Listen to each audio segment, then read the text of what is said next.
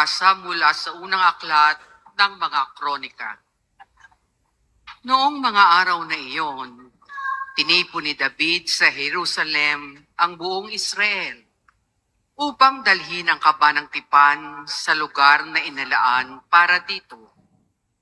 Tinipon din niya ang mga saserdote at ang mga Levita. Pinasan ito ng mga Levita sa pamamagitan ng mga pingga ayon sa iniutos ng Panginoon kay Moises.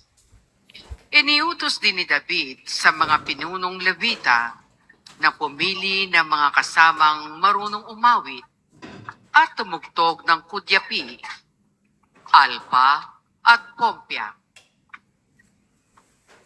Ipinasok nila ang kaba ng tipan sa toldang inihanda ni David. Naghandog sila ng mga haing susunugin at handog pangkapayapaan sa harapan ng Diyos. Matapos ang paghahandog, binasbasan ni David ang mga tao sa ngalan ng Panginoon. Ang salita ng Diyos.